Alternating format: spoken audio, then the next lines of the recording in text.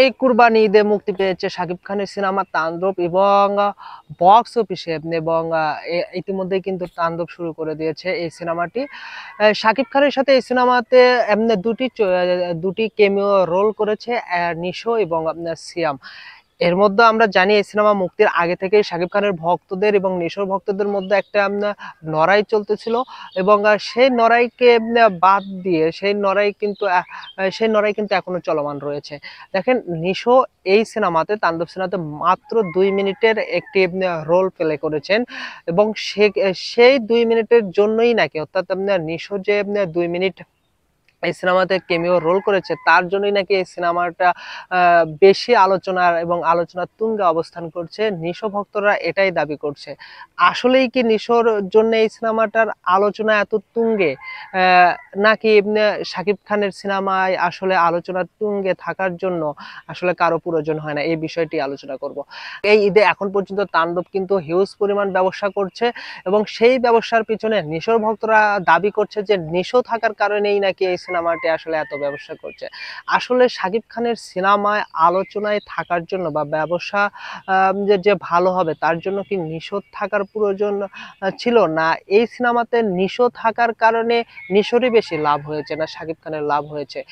দেখেন, শাকিব খানের সিনেমা সবসময় এখন যে বিগত কয়েকটি সিনেমা মুক্তি পেয়েছে সিনেপ্লেক্স এবং সিঙ্গেল স্ক্রিনে সব জায়গায় কিন্তু হিউজ বিজনেস করতেছে। সেখানে কিন্তু শাকিব খানের সিনেমায় কে থাকলো, নায়িকা কে বা আর কে আছে সেগুলো আসলে দেখার বিষয় না। শাকিব খান থাকলেই আসলে সেই সিনেমা আলোচনার তুঙ্গে থাকে। এখানে নিশো থাকার কারণে হয়তোবা কিছুটা দর্শক তাণ্ডব সিনেমার বেড়েছে, কিন্তু এখানে সবচেয়ে লাভ হয়েছে আরো একটি যে চরিত্র করেছে সিয়াম, এখানে ক্যামিও দিয়েছে। আমি বলবো যে সিয়াম এবং নিশোরই কিন্তু এখানে বেশি লাভ হয়েছে। কেন? কারণ শাকিব খানের সিনেমা তো এমনিতেই হিউজ বিজনেস করতো।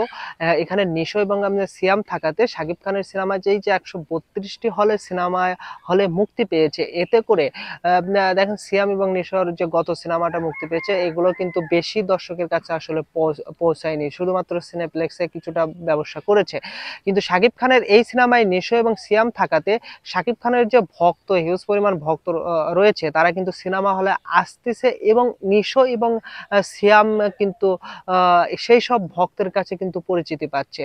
তার মানে এই যে শাকিব খানের সিনেমায় যে সিয়াম এবং নিশো আছে, এর কারণে সিয়াম এবং নিশোর কিন্তু একটা পরিচিতি অর্থাৎ পপুলারিটি কিন্তু বাড়ার বেশি সম্ভাবনা মানে বাড়বেই।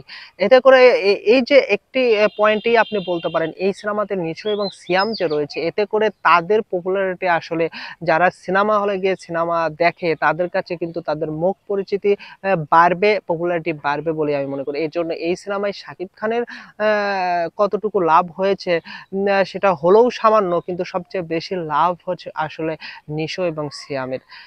যাই হোক, আজকে এই পর্যন্তই। দেখা হবে অন্য কোনো ভিডিওতে। ধন্যবাদ।